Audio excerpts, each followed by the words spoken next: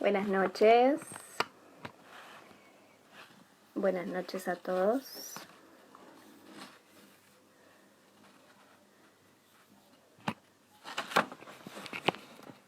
Ahí estamos. Hoy tenemos un vivo con la doctora Carolina Pantol. Ya la tenemos en línea. Ya la tenemos en un minuto.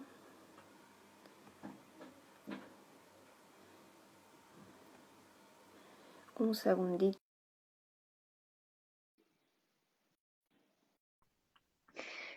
Hola a todos.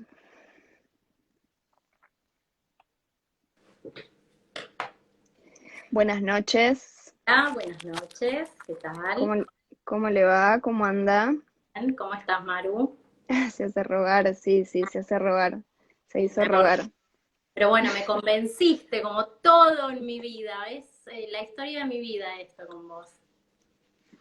Bueno, buenas noches a todos. Hoy tenemos un vivo con muchas preguntas, con muchas dudas y que espero que podamos aclarar muchas de ellas. Nuestra invitada en el día de hoy, que en realidad no es una invitada, es una integrante de nuestro Centro Integral de Mastología, pero bueno, hoy tenemos el placer de tenerla acá con nosotros en nuestra serie de vivos.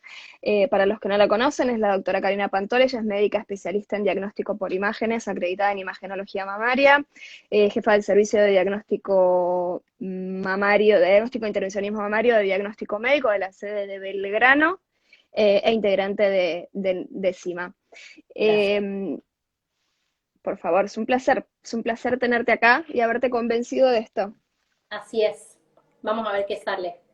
Bueno, hoy tenemos para hablar sobre las utilidades y las bondades que tiene la ecografía mamaria. Contanos un poquito qué significa este método y qué... Basta, ya Bien. está. ¿Y qué nos Bueno, aporta? dale. La ecografía mamaria es un método de diagnóstico por imágenes como tantos, ¿sí? Pero se caracteriza por ser un método muy sencillo, muy accesible, o sea, está a la mano de todo el mundo. Es un estudio poco costoso. Lo encontramos ampliamente distribuido en todos lo que son los centros de salud, así que en general cualquier mujer puede acceder a este estudio. Bueno, es un estudio que consiste en utilizar las ondas de ultrasonido, que las va a emitir un aparatito que se llama transductor.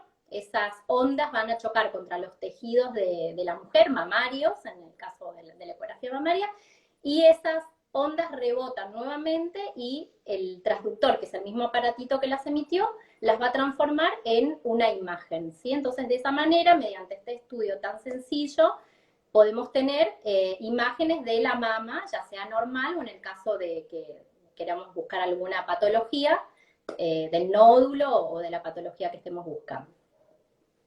Es muy frecuente que cuando una paciente se acueste, ¿no? Y nosotros le hagamos una ecografía, la mayoría miran, ¿no? Porque les llama la atención el juego de grises y digan, no sé qué miro, la verdad es que no entiendo nada y parece una tele medio descompuesta Sí, y tal cual, sí, ¿no? O sea, es un juego de grises que frente a quien no está acostumbrado es algo muy exacto. difícil. De hecho, me acuerdo, creo que la primera vez que vi una ecografía, cuando era residente, me pasó exactamente lo mismo. Dije, ¿cómo voy a hacer para aprender a mirar entre todos estos puntitos?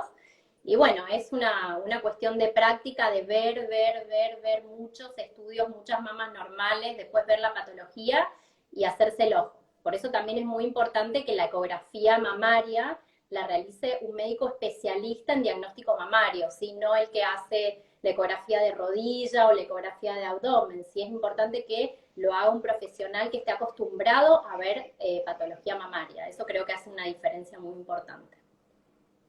O sea que en esa escala de grises que nosotros vemos podemos distinguir patología benigna de patología maligna. Exactamente. A ver, la patología benigna de la mama es muy frecuente. Eh, Son en general los quistes, lo que las pacientes preguntan que son esas pelotitas negras que se ven en la pantalla. Los quistecitos son como unos nodulitos o unas pelotitas que tienen líquido adentro, que son muy comunes en las mujeres en edad fértil y son la patología más común de encontrar en los controles mamarios, ¿sí? Después, bueno, los quistes también pueden tener, en vez de agua en su interior, contenido espeso, porque tienen proteínas o porque tienen algún contenido graso, que también son totalmente benignos. Y después, lo otro que es muy frecuente de ver como patología benigna en una ecografía mamaria son los nódulos que se llaman fibroadenomas, que son también los nódulos más frecuentes de ver en las mujeres jóvenes en edad fértil, que son nódulos, pero a diferencia de los quistes, los fibroadenomas son nódulos sólidos, o sea, son más duritos, ¿sí? Tienen un contenido sólido en su interior y se ven diferentes a los quistes, pero tienen características de benignidad, como ser que son ovalados, tienen los márgenes bien circunscriptos, y eso nos hace pensar en que son fibroadenomas, ¿sí? Esta patología, los quistes, tanto los quistes simples como los quistes de contenido espeso, no requieren un control más seguido, es decir, se ven en una ecografía, se informan y la paciente puede volver al año siguiente, porque no revisten ningún tipo de riesgo los quistes. En cambio, los nódulos de aspecto benigno, los que nosotros suponemos que son fibroadenomas, lo que vamos a hacer es hacerles un control un poquito antes del año para ver cómo evolucionaron. O sea que vos al hacer una ecografía frente a distintas características, te podés dar cuenta si un nódulo tiene características benignas o malignas. ¿Y cuáles Exactamente. vendrían a ser estas características? Bueno, lo que dije recién, los nódulos de aspecto benigno tienen la forma ovalada y los márgenes, que son los bordes, bien circunscritos, bien netos. Nosotros podemos delimitar el borde o el margen del nódulo del tejido mamario, ¿sí? Esa es una característica de benignidad. Y en el caso de los quistes, que son nodulitos que también son bien redondos, tienen líquido adentro y tienen una característica que se llama que tienen refuerzo acústico posterior, que significa que dejan pasar las ondas del ultrasonido. Nosotros con todas estas características nos podemos dar cuenta cuando un nódulo es benigno. En cambio, los nódulos que son malignos, o el cáncer de mama en general, se ve totalmente diferente.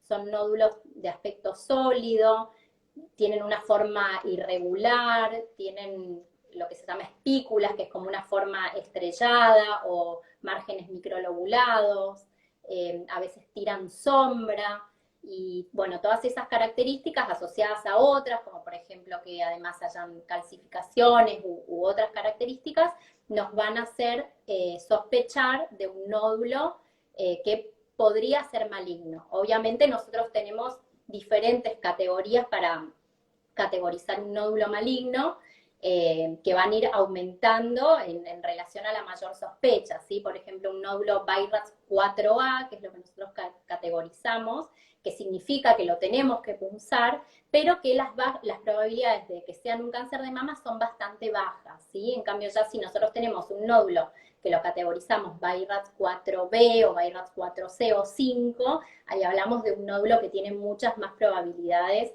de ser maligno, de ser un cáncer de mama. Entonces nosotros por eso también usamos esta categorización para que el mastólogo o el ginecólogo, que es el médico que reciba el estudio, sepa cuáles son las chances que tiene esta paciente de tener un nódulo maligno, ¿sí? Bueno, muy bien. Acá nos hacen una buena pregunta que es ¿por qué en las ecografías mamarias se tienen que informar los bordes?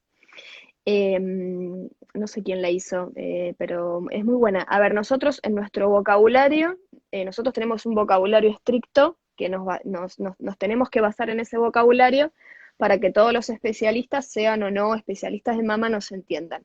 Nosotros no utilizamos la palabra bordes, utilizamos la palabra margen. Pero nosotros, ¿por qué tenemos que aclarar? Porque, a ver, lo que se lleva a la paciente es una hoja con un informe y a veces dos o tres o cuatro o las fotos que requiere el estudio. Muchas veces si es negativo el estudio, o sea, si no tiene nada, se lleva dos fotos. El estudio es un estudio que es un estudio muy subjetivo, o sea, lo hizo la persona que está haciendo el estudio y no hay manera de compararlo. Muchas veces mirando una foto uno tampoco se puede dar cuenta de de las reales características que tiene la imagen que nosotros queremos aclarar. Entonces, la idea es esa, siempre informar la forma de lo que querés estar informando, los márgenes y qué estructura, qué coestructura tiene, o sea, cómo vos le estás viendo, porque muchas veces la foto tiene mucho brillo o tiene mucho contraste, o uno cuando a veces ve la foto y dice, bueno, yo no lo vi así, lo vi de otra manera, pero cuando salió en la printer salió impreso medio Entonces, distinto, ¿no? creo que está bueno, como médicos imagenólogos, siempre dedicarnos a obtener una buena imagen, ¿sí?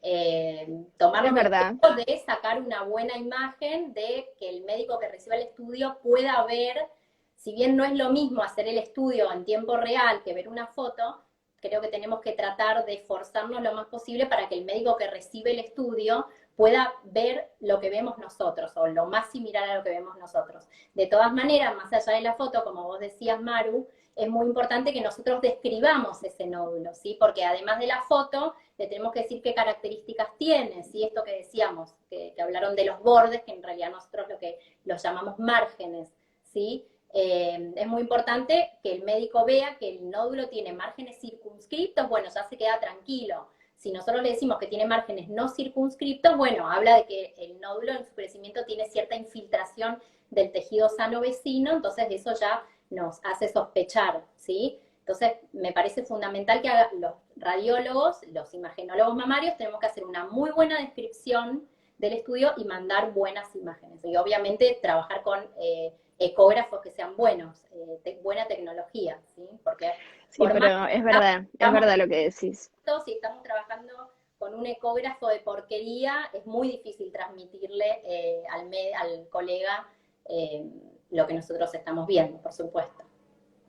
Muchas veces nos pasa que, bueno, yo digo lo que me pasa a mí, ¿no? Cuando a veces llego a un turno o de repente vos llegás a la mañana, prendés el equipo, no estás testeando la foto que está saliendo y capaz que a la noche o a la mañana cuando se vino a hacer la limpieza del equipo, con un trapo pasaron y corrieron los botones de contraste y brillo y te dejaron cualquier cosa y de repente Pasa hasta que te das cuenta.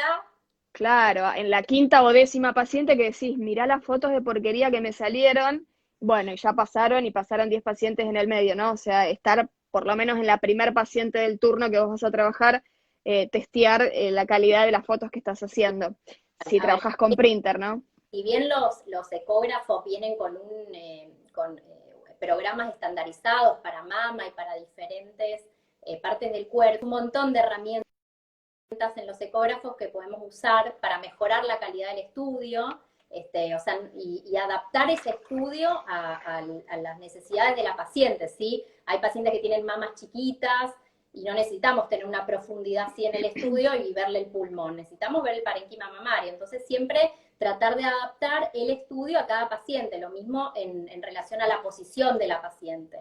Hay pacientes que tienen mucha cantidad de busto y necesitamos rastrearlas o escanearlas en diferentes posiciones, ir moviéndolas para que no nos quede ninguna parte de la mama sin escanear, y hay otras pacientes que tienen mamas chiquititas que no necesitamos moverlas tanto. O sea, entonces la ecografía mamaria es un estudio bastante dinámico y que, si bien es un estudio sencillo, requiere que nos adaptemos a las necesidades de cada paciente.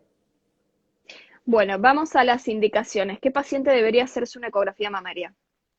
Bueno, la eco mamaria tiene muchísimas indicaciones.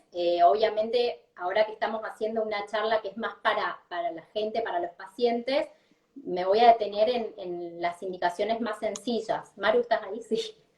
Bueno, Sí, sí. primero es el método de elección para evaluar lo que es un nódulo palpable. O sea, es el primer método que nosotros vamos a utilizar cuando una paciente viene y dice, me palpo un nódulo acá. Entonces, donde ella se palpa ese nódulo, nosotras la vamos a revisar y vamos a estudiar eso, ¿sí? Eso es lo que se llama ecografía dirigida. Después, bueno, está indicada para las pacientes jóvenes que todavía no se hacen mamografía como control. Está indicada como complemento de la mamografía. Esta es una de las indicaciones más importantes en el caso de las pacientes que tienen mama densa, que son las pacientes que tienen mucha glándula mamaria y poquita grasa, eso se llama mama densa. A veces la mamografía puede tapar algunas lesiones, entonces tenemos que siempre complementar con la eco en estos casos, ¿sí? Después, bueno, también es el método indicado para evaluar implantes mamarios, las pacientes que se ponen prótesis, para controlar las prótesis, si están bien, si están rotas, si tienen alguna alteración. Después, bueno, también es el método que usamos en mujeres que están embarazadas o mujeres que están amamantando, en el caso que también se palpen alguna pelotita, algún nodulito. Y bueno, y otra indicación que es muy frecuente es la guía de punción, ¿sí? Nosotros la ecografía la usamos como guía para hacer punción de esos nódulos o esa patología que nosotros encontramos cuando sospechamos que puede llegar a ser un cáncer de mama. Vamos a punzarlo y muchas veces la guía que vamos a utilizar, la que nos va a ayudar a acceder a ese nódulo, es la ecografía mamaria.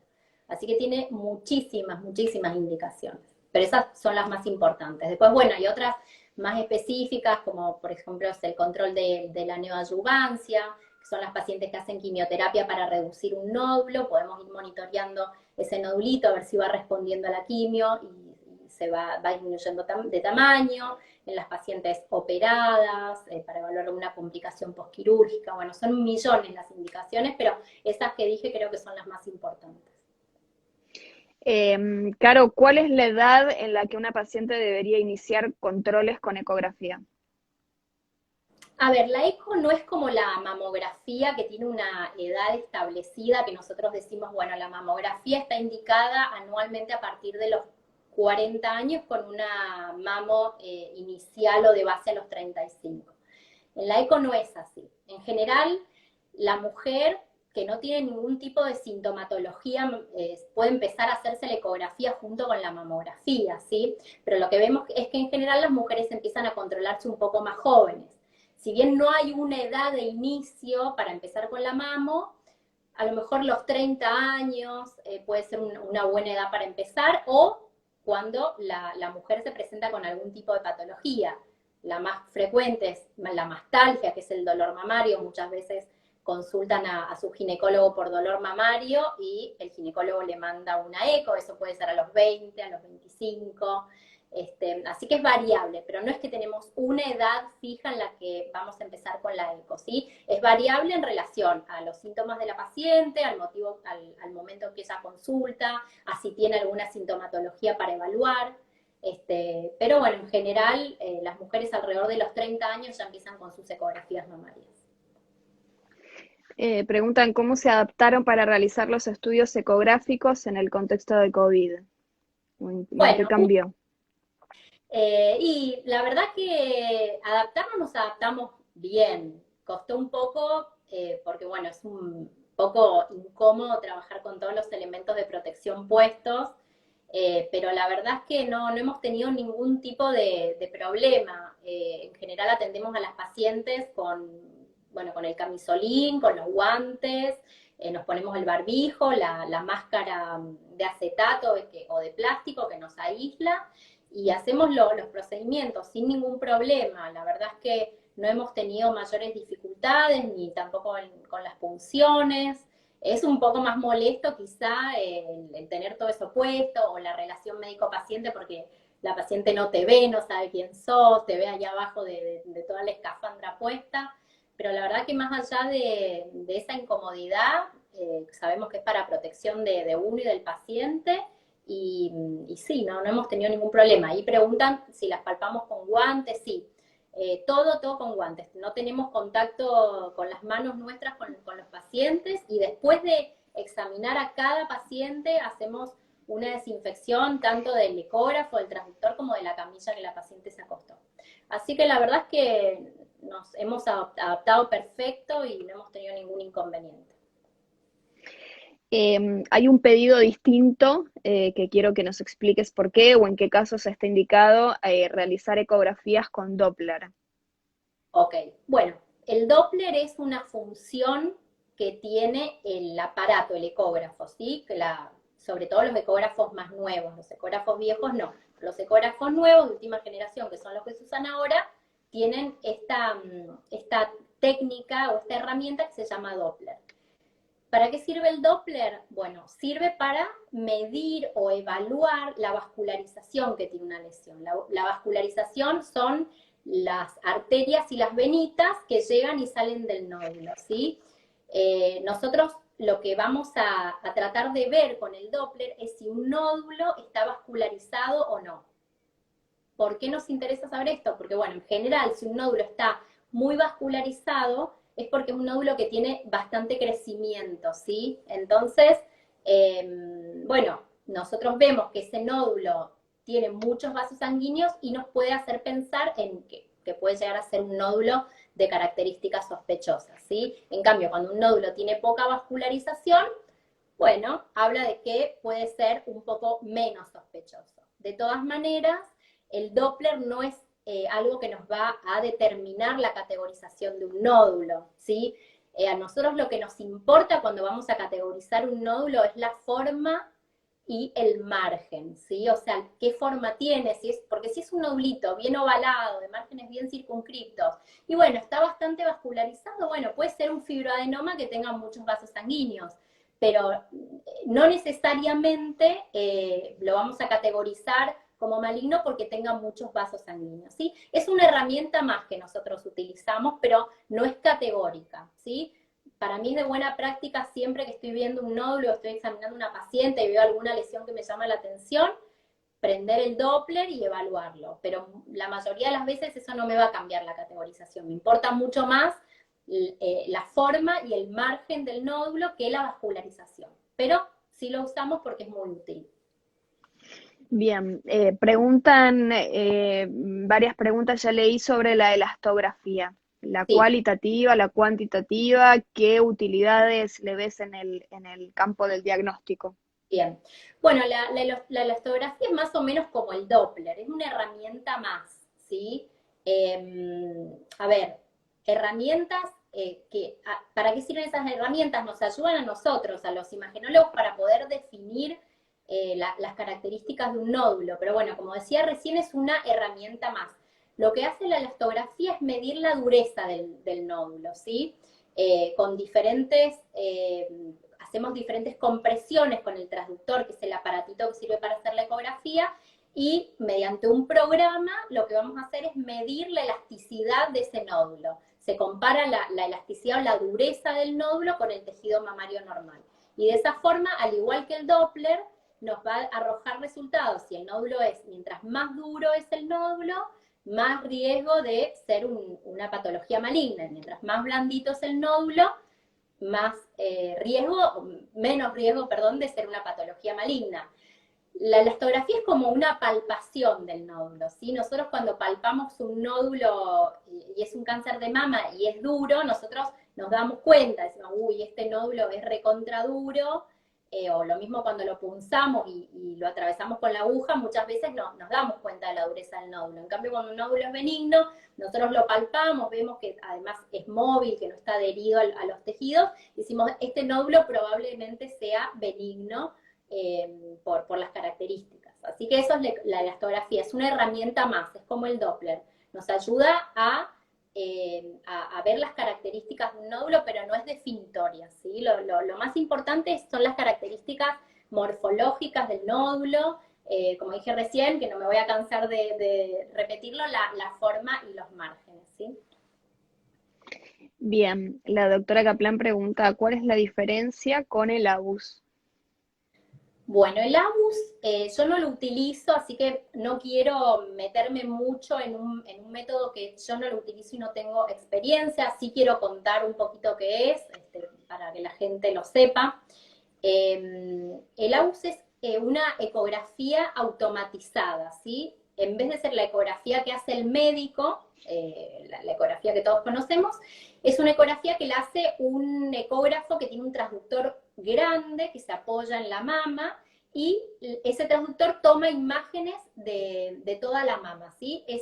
La ecografía esa la dirige un técnico radiólogo, no un médico, ¿sí? El técnico apoya el transductor, toma las imágenes y después un médico en su oficina o en su casa o en algún otro lugar, luego ve esas imágenes que adquirió el aparato y informa la ecografía, ¿sí? Creo, a ver, por lo que tengo entendido, es un muy buen método, tiene muy buena sensibilidad diagnóstica, así que es algo que está avalado y recomendado, así que se puede hacer. Yo particularmente no tengo experiencia, no lo usé nunca, pero la gente que lo usa está muy contenta. Caro, acá preguntan, ¿es real la indicación de no colocarse desodorante antes de una ecografía mamaria? ¿O es una tortura impuesta para la gente? A ver, en realidad el tema del desodorante es más que todo para la mamografía, ¿sí? ¿Por qué? Porque muchas veces el desodorante puede dejar residuos en la axila y en la parte baja de la mama, y eso puede generar un artificio en la mamografía. ¿Qué significa un artificio? Imágenes que no son reales. Nosotros podemos ver unos puntitos del desodorante que pueden parecer microcalcificaciones, y si el radiólogo que está informando no tiene mucha experiencia, se puede confundir y puede pensar que hay unas microcalcificaciones ahí, en realidad es este residuo del desodorante. En general se recomienda que las pacientes no vayan con ningún desodorante puesto a hacerse los estudios mamarios. En la ecografía no es tan imprescindible. A veces lo que pasa es que algunos desodorantes hacen como una reacción con el gel de Sí, sí, ecografía, se empasta todo. una pasta espantosa, y hay que limpiarlo y volver a poner el gel porque no se puede, no se puede ver la imagen, si nosotros necesitamos una fase acuosa, que es el gel, para hacer la eco, y si además tenemos esta mezcla del desodorante, en general los que tienen talco, se dificulta mucho la visualización de la imagen. Yo lo que siempre les digo a las pacientes que vienen en el verano y que están recontra enojadas porque se tomaron el colectivo y están todas transpiradas, es que se pongan el desodorante, que salgan de su casa tranquilas, y antes de entrar a la ecografía, pasen por el baño, se retiren el desodorante con una toallita húmeda o con un papel higiénico húmedo y entren a la eco. O sea, realmente nadie puede salir de la casa a las 8 de la mañana sin desodorante y hacerse un estudio a las 5 de la tarde. No está bueno, así que bueno, tenemos que tratar de usar la imaginación, ¿sí? Sí, obviamente, recomiendo no tener el desodorante en el momento de la ecografía por todo esto que he explicado.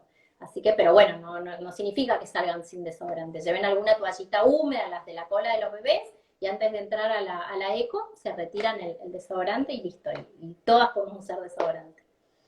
Muy bien. Sabemos que las calcificaciones se ven en ecografía, ¿no? Podemos distinguirlas o podemos distinguir por lo pronto si están asociadas a un nódulo o están afuera de un nódulo o están adentro de los conductos que son los conductos que llegan al pezón. Podemos inferir dónde están, pero ¿podemos categorizar unas calcificaciones en ecografía? A ver, como dijiste vos, las micros a veces se ven en la ecografía, pero la eco no es el método ideal para categorizar las microcalcificaciones, ¿sí? El método para evaluar microcalcificaciones es la mamografía y dentro de lo que es la mamografía, la técnica de magnificación. La verdad es que no, a ver, yo por lo menos nunca voy a hablar y voy a categorizar unas calcificaciones por ecografía por más que las vea, porque lo que nosotros podemos ver son unos puntitos, que son unas imágenes hiperrefringentes, pero no las podemos caracterizar, no podemos decir si están agrupadas, si son finas pleomórficas, si son amorfas, que son las características que nosotros describimos de unas microcalcificaciones para ver qué grado de sospecha tienen. Así que por ecografía, no, la eco para las micros no sirve. Si bien las podemos ver, no es el método. Entonces, vos hablaste de hallazgos que pueden aparecer en la mamografía y hallazgos únicamente que pueden aparecer en la ecografía. Entonces, no son métodos que te brindan la misma información. Exactamente. Eh, ¿En qué casos una mamografía normal puede arrojar un resultado de una ecografía patológica? Bueno, el caso más común es el caso de una mujer que tenga una mama densa, ¿sí? Como expliqué antes, la mama densa es la mama que tiene mucha cantidad de tejido fibroglandular y poquita grasa. Y estas mamas nosotros cuando las vemos en los monitores, para informarlas, las vemos blancas, porque el tejido glandular se ve blanco en la mamografía, ¿sí? ¿Qué pasa? El cáncer de mama también se ve blanco. Entonces, ¿qué pasa? Este tejido fibroglandular puede enmascarar un cáncer de mama. ¿Qué significa esto? Que mientras más densa es la mama de la paciente, la sensibilidad diagnóstica de la mamografía disminuye. Entonces, es en estos casos en los cuales sí o sí tenemos que completar la evaluación con una eco mamaria. Lo ideal es hacerlas en conjunto, ¿sí? El ginecólogo que ya conoce a su paciente, que ya sabe qué tipo de mamas tiene su paciente, lo ideal es que le pida la mamo con la eco para hacerlas juntas en el mismo momento, que se las haga y se las informe el mismo profesional y salgan con un BI-RADS conjunto, ¿sí? En general, esta es es como la situación en la que no podemos no hacer una ecografía, ¿sí? En la mama densa, porque si no la hacemos podemos estar perdiéndonos de diagnosticar un cáncer de mama, ¿sí? Así que es muy, muy importante. Y todo lo contrario pasa cuando las pacientes tienen mamas que son muy adiposas, es decir, mamas que son totalmente con contenido graso.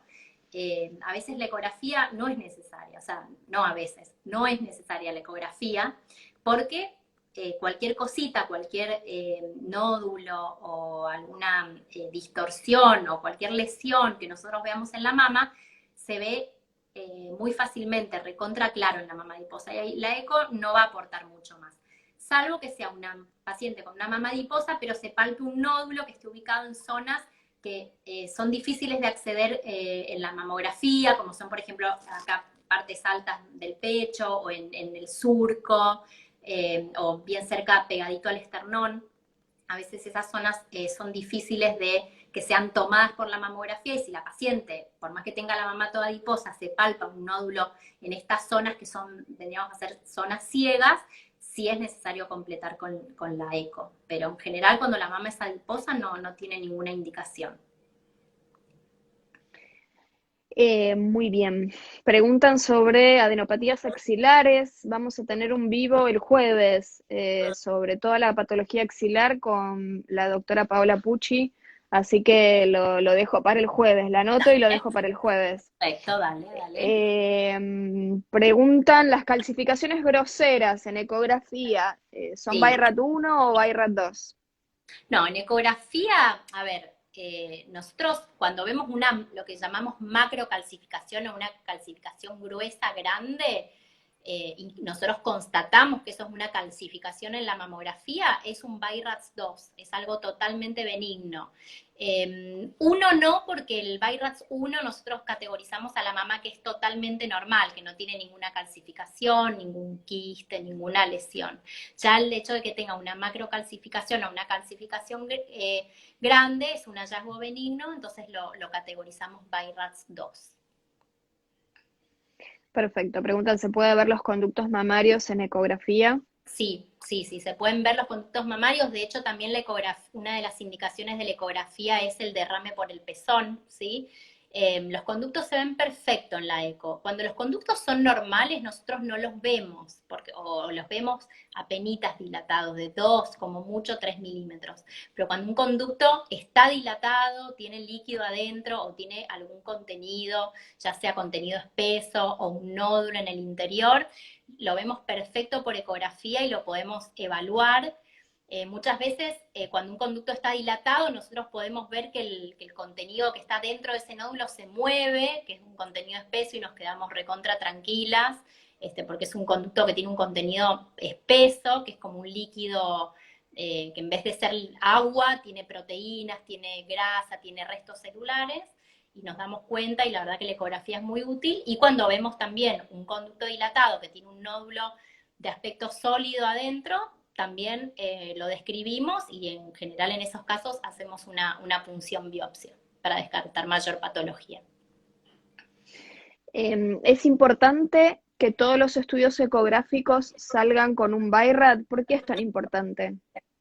No es importante, es fundamental que el estudio ecográfico salga con BI-RADS. No, ¿Qué es a el ver, BI-RAD? bueno, el BI-RADS es una categorización que nosotros los imagenólogos utilizamos para comunicarnos con el resto de los especialistas, ¿sí? A ver, si yo no usara el BI-RADS, lo que tendría que hacer es describir los hallazgos y ponerle una nota al ginecólogo y decirle, doctor, usted tiene que controlar este nódulo sólido de la paciente en 6 meses. Bueno, para no hacer eso, nosotros usamos el BI-RADS. El BI-RADS es un sistema que tiene una clasificación que va del 0 al 6, y cada número significa una conducta a seguir, ¿sí? Entonces, es muy importante que nosotros coloquemos el BI-RADS, porque eso le va a permitir al médico tratante saber cuál es la conducta que tiene que tomar con la paciente, ¿sí? Porque no es lo mismo que la paciente tenga una ecografía BI-RADS 2, que significa que tiene que volver el año que viene, a que la paciente tenga una ecografía con un BI-RADS 4, que significa que requiere una punción.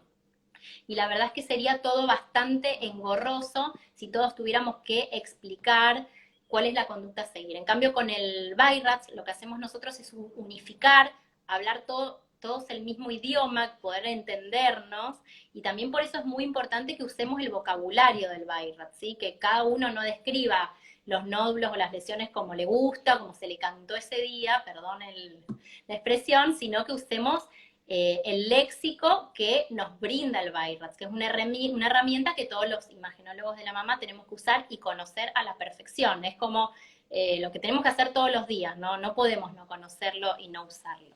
Así que es muy importante. Ninguna ecografía puede salir sin BIRATS. Si ustedes se van, usted señora, como dice, se va a hacer una ecografía y no le ponen el BIRATS, no vuelva más a ese lugar porque realmente no está bien. ¿Sí? Hay que trabajar siempre en BIRATS. En cualquier tipo de imagen mamaria, mamo, eco, resonancia, tomosíntesis, cualquier estudio que ustedes se hagan de mama tiene que salir sí o sí con un BIRATS. No sé si fue claro. Clarísimo, me quedó clarísimo. La ecografía sola, o sea, sin Sí. la mamografía, una ecografía normal, ¿puede ser tomado como un método para descartar cáncer de mama, como screening para evaluar cáncer de mama? A ver, en realidad el único método que está aprobado para hacer screening es la mamografía, ¿sí? Es el único método que aplicado en programas de detección logra disminuir la mortalidad por cáncer de mama de hasta un 40%. Es el único. O sea, parece una frase, pero es así. La ecografía es un complemento que si bien cada vez es más importante y cada vez nos damos cuenta que la ecografía suma muchísimo, no es considerado como un método de screening. Entonces, la paciente que viene a mi consultorio y se hace la ecografía y yo le digo, ¿qué edad tiene? Y 42. ¿Y la mamografía te la hiciste? No, no me la hago porque me duele, porque no me gusta, porque me aprietan. Y no está completo el estudio, porque hay patología que solamente, así como hay patología que se ve únicamente por la eco, hay patología que se ve únicamente por la mamo. Y una de esas patologías son los cánceres que se manifiestan con microcalcificaciones. Y la única manera que nosotros tenemos de ver esas micros y de categorizarlas es con la mamografía. Entonces, la eco sola no sirve como screening, de ninguna manera. Muy bien. Preguntan, ¿las ectasias ductales retroareolares con contenido particulado son BIRAT 2? Sí, son Sí, BIRAT 2. sí. Nadu pregunta, ¿los BIRATs se explican a las pacientes o solamente es el informe, es el mensaje al profesional? Bueno, eso, a ver, depende mucho del profesional, creo que también de la personalidad de cada uno. A mí la verdad es que me gusta explicarle a las pacientes qué es lo que tienen, ¿sí? Yo jamás dejé irse a una paciente con una duda. Así como cuando vi un nódulo que me pareció sospechoso, le expliqué a la paciente la importancia de avanzar en el estudio. También me gusta tranquilizar a las pacientes. De repente la paciente ve que yo estoy midiendo unas pelotitas y no saben qué son. Bueno, les explico que son quistes, que son imágenes de aspecto totalmente benignas, que son hormonales. Yo particularmente, y a vos que te conozco también, las dos somos muy de explicarles a las pacientes y jamás dejamos a una paciente ir sin comentarle qué es lo que tiene, sobre todo cuando tiene un nódulo sospechoso. Sabemos que muchas veces la gente se hace el estudio y no lo va a buscar nunca, y si nosotros nos quedamos callados y no les decimos nada, perdemos una oportunidad de que una mujer sea un diagnóstico y un tratamiento a tiempo, ¿sí? Así que eso es muy importante. A ver, no me voy a poner a explicarle el BIRATS, a darle una clase sobre BIRATS, pero muchas también me preguntan qué significa el BIRATS 3, y bueno, les explico que es un nódulo, que hay que controlarlo por 2 años, un poquito más seguido, y que una vez que pasan los 2 años y ese nódulo está estable, ya puede volver a su control anual. Me parece fundamental la comunicación con la paciente. Me encanta también que las pacientes aprendan sobre sus mamas, sobre la patología o sobre lo que tienen. O sea, me encanta que una paciente viene y sabe que tiene un nódulo, que se lo están controlando hace 1 año y medio. O sea, me parece muy importante que nosotras mismas conozcamos nuestras mamas y si son sanas y si tenemos alguna lesión, alguna cosita que la estamos controlando, sepamos qué es, cuánto tiempo va a haber que controlar. Me parece súper importante tanto de nuestra parte como de la parte del ginecólogo y del mastólogo, que instruyan a las pacientes y que las pacientes entiendan qué es lo que tienen. Sí, es verdad, a veces muchas pacientes vienen y dicen, este sería mi último control y vienen todas Claro. emocionadas, Un ¿no? último, decime si vuelvo el año que viene o me Decime, voy 6 meses. claro, O me vas a es que mandar otra sí, vez 6 meses. Bueno, es claro, lindo. sí, No, sí, ¿sabés qué? Volvé en un año y festejamos. claro, Está tal cual, buenísimo, tal cual. está buenísimo, sí. La doctora Exaida Molero pregunta, ¿Bairra de nombres? ¿Cómo? No entendí la pregunta. ¿Bairra en nombres? Ah, en nombres. Perfecto, no había entendido. Sí, la última edición del BIRATS, que es del año 2013, incluye a los hombres dentro del BIRATS. Así que una ecografía o una mamografía realizada a un hombre, o sea, un paciente de sexo masculino, la tenemos que categorizar con BIRATS. En general, la patología más común que vemos nosotros en el hombre es la ginecomastia, que es el desarrollo de tejido mamario en el hombre, que puede ser secundario a bueno, medicamentos, alguna alteración hormonal, entre otras cosas. Y la categorizamos BIRATS2 porque es algo totalmente benigno. Bueno, ya después también existe el cáncer de mama en el hombre, que se presenta como nódulos de las mismas características de los nódulos sospechosos en las mujeres. Así que también se categoriza, si hay un nódulo sospechoso, se categoriza BIRATS4, BIRATS5 y se manda a punzar. La categorización debe sí o sí ponerse en todos los estudios de pacientes de sexo masculino. Sí. Bueno, preguntan por inteligencia artificial. Tenemos pactado un otro vivo la semana que viene sobre ese Perfecto. tema, así que Menos lo mal que dejo. tenés un vivo con otro porque iba a tener que sacar la guitarra con inteligencia artificial. Espero que nunca aparezca porque nos vamos a quedar sin trabajo. Tal cual.